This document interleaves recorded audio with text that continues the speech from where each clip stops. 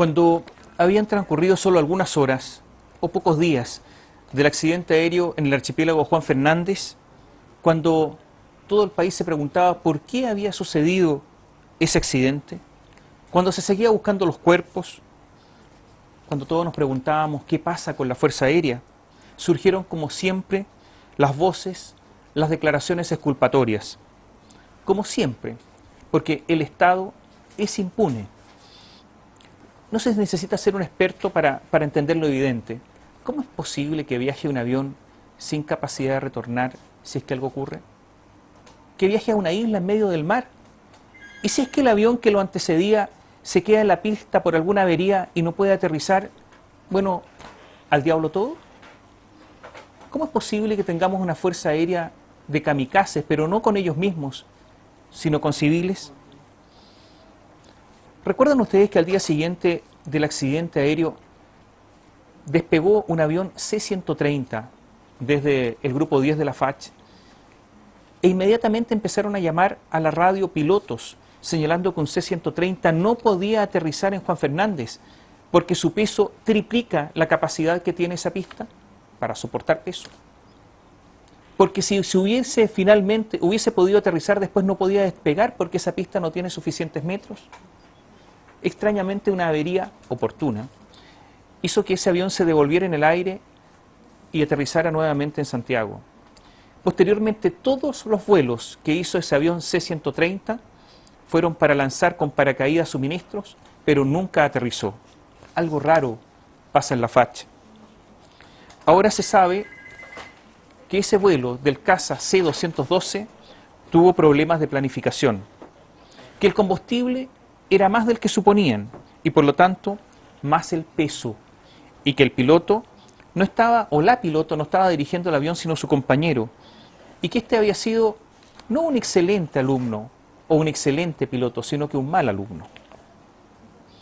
El día 3 de septiembre, el día siguiente al desastre, se informa que el avión era manejado por la teniente Carolina Fernández y se dijo, una de las pilotos más avesadas de la FACH, que se caracteriza por analizar la ruta, por ser muy estudiosa de la ruta que realizaba.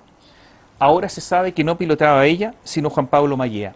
La FACH ni siquiera sabía quién estaba al mando, quién pilotaba el avión. ¿Cómo es posible? ¿Por qué esa situación? Un piloto que se cruzó con la aeronave nos contó al día siguiente que estaba seguro que Carolina Fernández iba de copiloto, que no pilotaba el avión. Se cruzó con ellos y habló con ellos por radio. Pero la pregunta clave es, esta FACH confundida, que no sabe quién maneja sus pilotos, sus aviones, una FACH confundida. La pregunta clave es, ¿por qué no estaba manejando o pilotando el avión Carolina Fernández? ¿Cuál es la razón? Y yo le aseguro que ahí hay una pista importante, interesante y que incluso puede ser explosiva. El día 3 de septiembre, al día siguiente de este accidente, el general de la FACH, Maximiliano Larraechea, dijo que la teniente Fernández tenía más de 1000 horas de vuelo. Falso, no más de 1000 horas, tenía 800 horas de vuelo. También dijo que la FACH, entre los dos pilotos, dijo la FACH, que entre estos dos pilotos sumaban 1500 horas de vuelo. Pero esta es una idea particularmente desafortunada, las horas de vuelo no se suman. Imagínense que pongamos en el avión a 10 pilotos con 100 horas de vuelo cada uno. Hacen 1000 horas.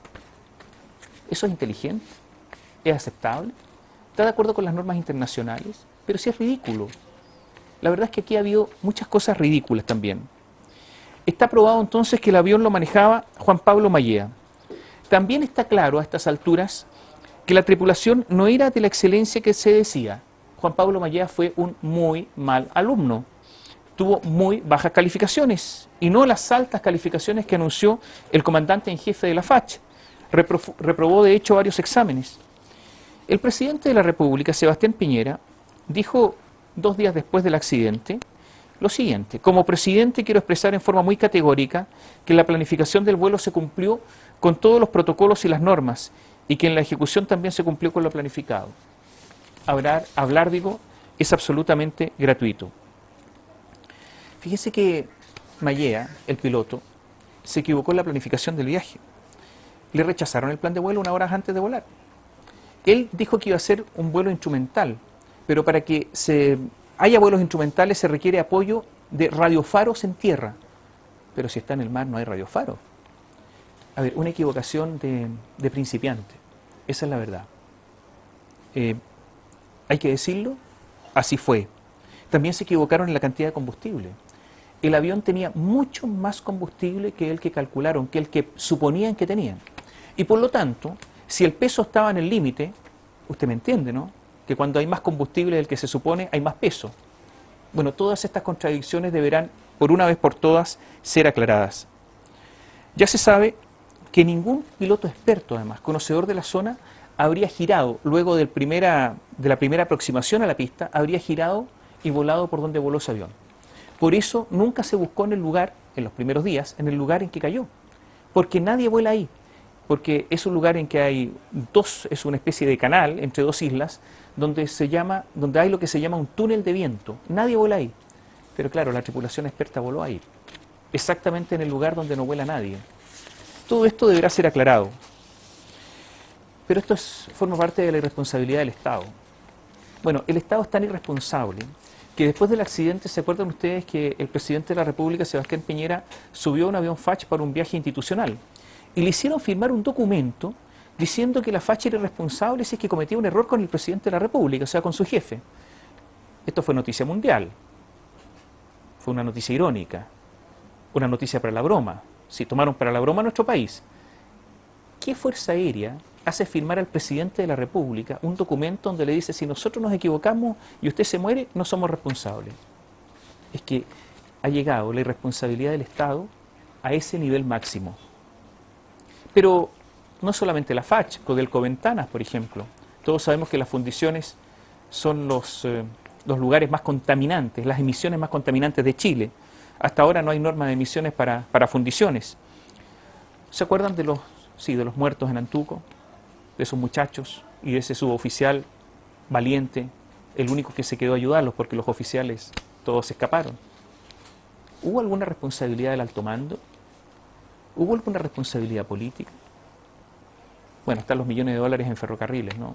Y ahora hay estaciones que están siendo carcomidas por el óxido porque no se usan, porque no hay trenes. O está ese Estado que tiene miles de personas a honorarios por año, sí, a honorarios por año, porque es irresponsable. O el Estado que tendría que aplicar la ley que impide el lucro en las universidades y no aplica la ley, se cruza de brazos. Pero este Estado irresponsable puede también empezar a cambiar. Se podría empezar por la Fuerza Aérea, presentando, por ejemplo, la renuncia de algunos que tienen responsabilidades de mando frente a esta tragedia. Y también podría haber responsabilidades políticas. Sí, podríamos comenzar.